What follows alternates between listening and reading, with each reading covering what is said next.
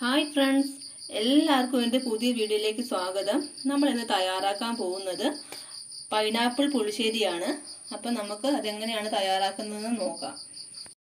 ഇതിനാവശ്യമായ തൈര് എടുത്തു വെച്ചിട്ടുണ്ട്. അതുപോലെ തന്നെ പൈനാപ്പിള് ഇത് ചെറിയ പീസായിട്ട് കട്ട് ചെയ്തിട്ടുണ്ട്. 4 പച്ചമുളക്, പിന്നെ ഒരു കായ കഷ്ണം, പിന്നെ ഒരു ചെറിയ കഷ്ണം ഇഞ്ചി നമ്മൾ ചെറുതാക്കി അരിഞ്ഞു വെച്ചേക്കുന്നതാണ്. ഇനി നമുക്ക് ഇതെല്ലാം കൂടി ഒന്ന് വേവിച്ചെടുക്കാം. ഉപ്പും മഞ്ഞപ്പൊടിയും കൂടി ഇട്ടാണ് നമ്മൾ വേവിക്കാൻ പോകുന്നത്. അപ്പം നമുക്ക് കുക്കറിലേക്ക് ഇതിട്ട് കൊടുക്കാം. കുക്കറിലേക്ക് ഞാൻ പൈനാപ്പിൾ ഇട്ട് കൊടുക്കുവാണ്. അപ്പം നമുക്ക് ഇട്ട് കൊടുക്കാം. പൈനാപ്പിളും ഈ പച്ചമുളകും ഈ കായവും അതുപോലെ ഈ ഇഞ്ചിയും പൊടി പോലെ അരിഞ്ഞതും കൂടി ഇട്ട് കൊടുക്കാം. ഇതിലേക്ക് ആവശ്യത്തിനുള്ള മഞ്ഞപ്പൊടിയും കൂടി നമുക്ക് ഇട്ട് കൊടുക്കാം. അതായത് ഞാൻ കുറച്ച് മഞ്ഞൾപ്പൊടിയും കൂടിയാണ് ഇതിലേക്ക് ഇട്ട് കൊടുക്കുന്നത്. കുറച്ച് മഞ്ഞൾപ്പൊടിയും കൂടി ഞാൻ ഇട്ട് കൊടുത്തു. ഇനി ഇതിലേക്ക് ആവശ്യത്തിനുള്ള ഉപ്പും കൂടി ഇട്ട് കൊടുക്കാം. നമുക്ക് ആവശ്യത്തിനുള്ള ഉപ്പും കൂടി നമ്മൾ ഇട്ട് കൊടുക്കുവാണ്. ഇതിനുള്ള ഉപ്പും കൂടി ഇട്ട് കൊടുത്തു. ഇനി നമുക്ക് ഇതിലേക്കുള്ള ആവശ്യത്തിന് ശകലം വെള്ളം ഒഴിക്കണം. അപ്പം നമുക്ക് അതും കൂടി ഒഴിച്ചു കൊടുക്കാം. ഇപ്പം ഞാൻ വെള്ളം ഒഴിച്ചു കൊടുക്കുവാണ്.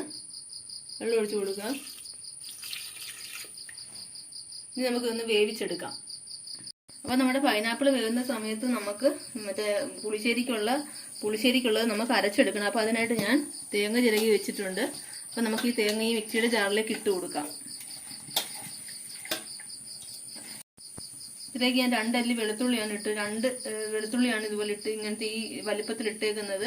ഇട്ട് കൊടുക്കുവാണ് ഇതിലേക്ക്. ഒരു ലേശം മഞ്ഞൾപ്പൊടിയാണ് ഞാൻ ഇട്ട് കൊടുക്കുന്നത്. ലേശം മഞ്ഞൾപ്പൊടി നമുക്ക് ഇട്ട് കൊടുക്കാം. നമ്മൾ മുമ്പ് മഞ്ഞൾപ്പൊടി ചേർത്തേക്കണോണ്ട് അത്രയും ചേർക്കേണ്ട, ഒരു ശകലം ചേർത്താൽ മതി. അതും കൂടി ചേർത്ത് കൊടുത്തു. ഇത്രയും ജീരകം എടുത്ത് വെച്ചിട്ടുണ്ട്, ചെറിയ ജീരകം നമുക്ക് ഇട്ട് കൊടുക്കാം. ഇനി നമുക്ക് ഇതിലേക്ക് ഞാൻ ഇനി ഒഴിക്കാൻ പോകുന്നത് തൈരാണ്. തൈര് ഒഴിച്ചു കൊടുക്കുക അതിലേക്ക്.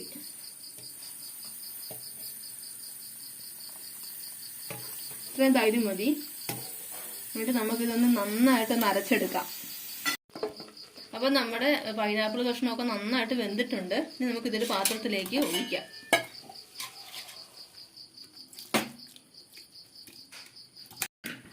അപ്പം നമ്മൾ ഒരു പാത്രത്തിലേക്ക് പൈനാപ്പിളിൻ്റെ കഷ്ണം മാറ്റി ചൂടാക്കാൻ വെച്ചേക്കുവാണ്.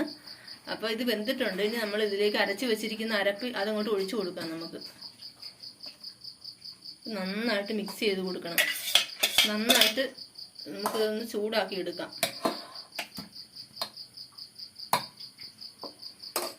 അപ്പം ഇത് നന്നായിട്ട് ചൂടായിട്ടുണ്ട്. ഇനി നമുക്ക് ഇതൊന്ന് ഇറക്കി വെക്കാം.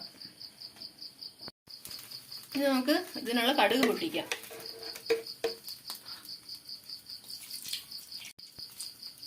നമ്മൾ ആദ്യം ഇതിലേക്ക് ഉലുവയാണ് ഇട്ട് കൊടുക്കുന്നത്. അത് കഴിഞ്ഞതിന് ശേഷമാണ് നമ്മൾ കടുക് ഇടുന്നത്. അപ്പം നമുക്ക് ഉലുവ ഇട്ട് കൊടുക്കാം ആദ്യം. അതിൻ്റെ ഒപ്പം തന്നെ നമ്മൾ കടുകും കൂടി ഇടുന്നു.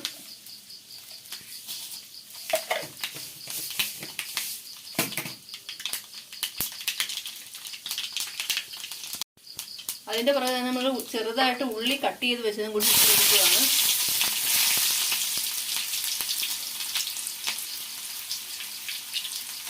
അത് നന്നായിട്ട് മൂപ്പിക്കണം.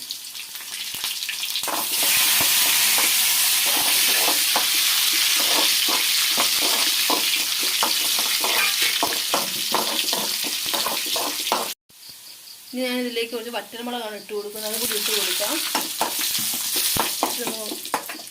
ഒരു കറിവേപ്പില തണ്ട് കൂടി ഇട്ട് കൊടുക്കുവാണ്. നമുക്ക് ഈ കറിയിലേക്ക് ഒഴിച്ചു കൊടുക്കാം. ഇത് നന്നായിട്ട് മൂത്തിട്ടുണ്ട്. ഇനി ഒത്തിരി മൂത്ത് കഴിഞ്ഞ് കഴിഞ്ഞാൽ കരിവ് ചുവ വരും. അതുകൊണ്ട് നമ്മൾ ഇതിൻ്റെ മീതയിലേക്ക് നമ്മൾ ഒഴിച്ചു കൊടുക്കുകയാണ്.